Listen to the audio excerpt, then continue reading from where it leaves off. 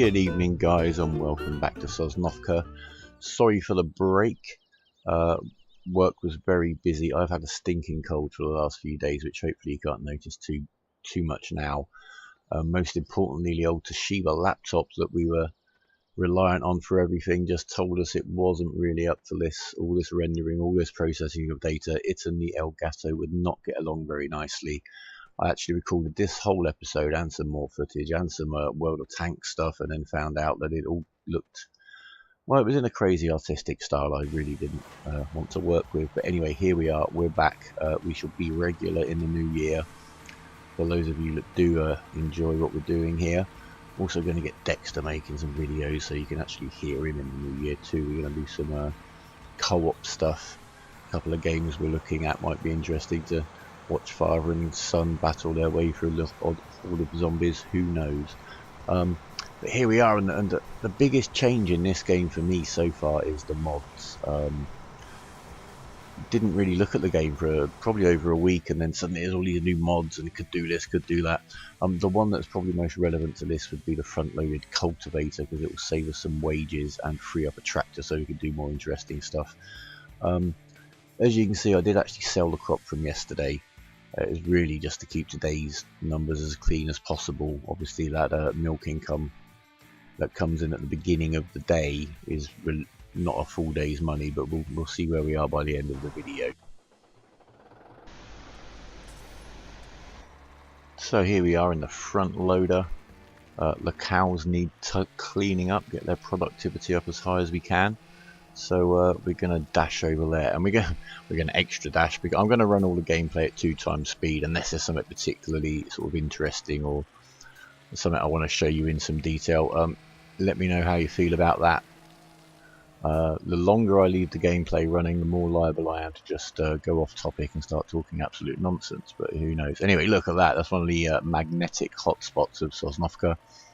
We've yet to really get to the bottom of what's happened here, but there's some very odd things. The chap from the ministry just doesn't want to talk about it. I don't know. Anyway, it's the second day, so we're going to get some more informative figures of where we are financially. I think this is going to be a little bit of a grind. We're going to have to find some extra sources of income. May have to exploit some of the oddities of the Sosnovka map. I'm not going to put the grass back in the trough simply because I've noted down how much we had at a set time. So I'll know 24 hours after that time how much they've used in a day, so we can start seeing where we are and planning ahead. So it's back to the old routine you've seen a lot in the videos. Off we go. Mr. Fertilizer in front of the cultivator. I'm going to use hired help for all this much more than you really normally would at this stage of the game, simply because I want the figures to be kind of a worst case scenario. I'm not really sure why I had that little run around there. I was going to show you something. Still having trouble editing some of the videos, and actually some of this is actually the last of the upload footage. Some of it's a little bit of a mixture. The mic is a new one. I hope you can also tell there's a little bit of an upgrade in the mic quality. I haven't even begun to get my head around the recording levels. In fact, Dexter's away at the moment for Christmas for skiing in Austria, and therefore it took me 25 minutes just to get the computer to record what I was talking into the microphone. There you go. That's what happens when an old man doesn't have his IT consultant around. So we're back up to the normal routine. As I showed you there, you could, you know, how realistically you play the game is up to you, but you can fertilise and tow a trailer. The only factor there is going to be how much the load in the trailer slows you down, and are you therefore wasting fertiliser. I'm going to have a little zoom around because I've got nothing to do with this little tractor right now, but not enough time to really go and do anything.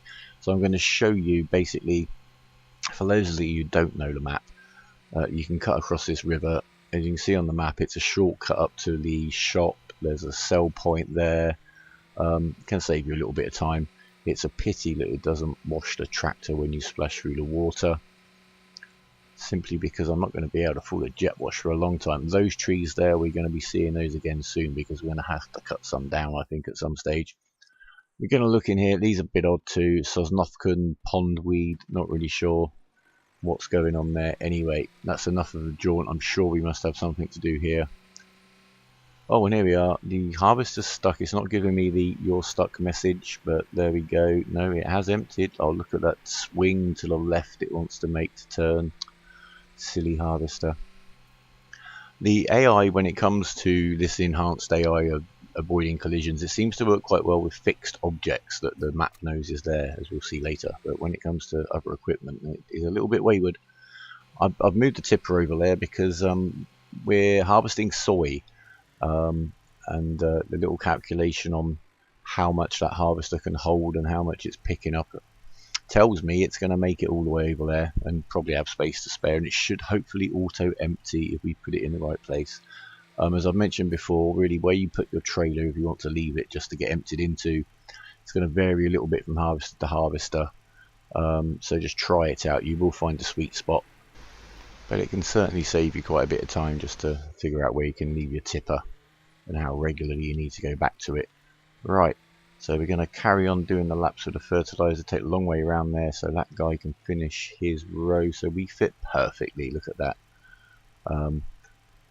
Basically, this game is all about getting things synchronized, and it seems to be working reasonably well so far. So the focus going forwards is going to be on the cows. It's basically we're going to look at how many cows we need to cover costs, make a profit. The field work is secondary. The ministry are very strict about this. You know, we're here to raise cows. If we can expand the field work, it's going to be because there's a good reason, or we just get in somebody's good books. So we'll look at how we can do with that. As I say, the front mounted cultivator is quite cheap, so we can potentially afford it. It will save a bit of wages, which I think is going to be an issue on this, on the expenses. And we can go and explore. This is what you do when you've got when you need to be stingy with your fertilizer, which I'm going to deliberately be, because I think we're going to need to be. Yeah, if you just whiz backwards and forwards, and you really, certainly on the controller, almost double tap X, you really don't use much fertilizer. If you run along that field, you'd use lots more. It's also definitely a suggestion that we might want to plough this field out a little bit wider, equalise the widths, make things easier going forwards, and also, you know, we could use that on the other fields, maybe up our production without the man from the ministry even noticing what we're up to. He's already emptied himself out at the end of the field, I promise you. So it's time to get the seeder out of the shed, and I've decided to sow soy again. The price is $8.95. I don't think the amount we're going to sell is going to affect it, certainly based on what I've seen. So let's see, shall we? I dropped off the seeder there because I forgot I had this fertilizing left to do here. And the AI can get very confused when you've got two different implements on as to which one the AI kind of runs itself off of. And we're left with our little strip to do again. We're leaving some nice art on the field and crashing into the fence. Yeah, I'm not going to do this every day. We're going to plough that field out probably after tomorrow's harvest. Before we re-sow the fields, we may even do a little bit over the other side. Who knows? Right. Pick our little seeder back up and off we go. This little Zeta, he's more than happy doing these jobs around the farm. Great little tractor. Front mounted too, so it can do those jobs. Quite often the smaller tractors may lack that front mount. Keep the cycle going. Now, the other thing that I need to consider really on this playthrough is whether we stick to the kind of strict rule almost of selling every piece of harvest every day, which I think I kind of favour, but we do have the option of at least covering our costs. I don't want us to be getting into thousands of dollars of debt waiting for a great demand somewhere. So maybe we could see if there's a surplus at some stage and squirrel some away. I don't know. We'll look at that as we go along, see exactly where we are. Here's the AI dealing reasonably well with these trees, which in Farm Sim 15 you really had to run the harvester across the field a couple of times. That was also good with the smaller harvester you got there, because it also meant you didn't have to keep emptying it on half field runs. See, the cultivator does it in a similar way, but in his own little way. Yeah, the AI is coping with all this kind of stuff well, and here we are towards the end of the day. It's certainly anything that I need to keep an eye on. And the cultivator has certainly finished his work for the day, so we can get him put away. On the way back we're going to pick up some of this grass because it's there. And these are the odd jobs, you know, once you get settled into the routine of your harvest day, these are the little odd jobs that you'll find the windows to do. Really depends a lot on how many hours you have spare to play the game.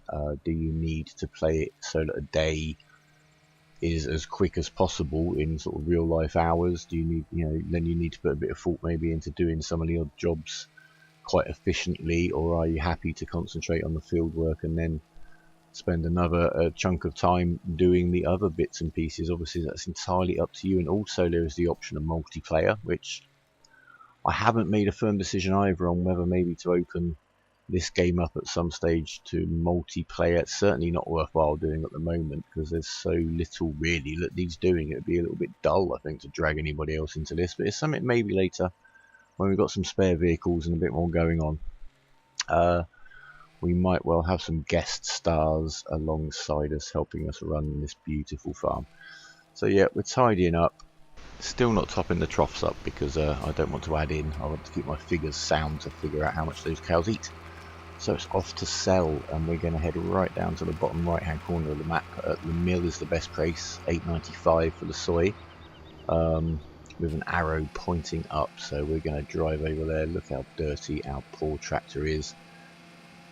As I said, you know, $5,000 for a jet wash is way beyond our means for a long time, so we're going to have to get used to dirty tractors and hope it rains.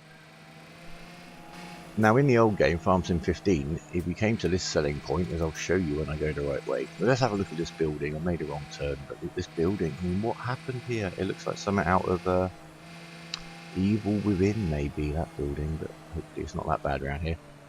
Anyway, this train down there, it had a very important function in the last game, which basically made this the primary selling point unless there were great demands on elsewhere. It had the lowest price on the market when you looked at the market prices, but also didn't mention that when you sent the train away, after a little bit of time, when it got to wherever it had to get to make its delivery, you'd get probably 50-60% bonus on the money. It was quite considerable. I can't remember, it's a while since I played it. But basically that meant you sold everything there. So I've pulled the train, sent him away just to see if anything happens.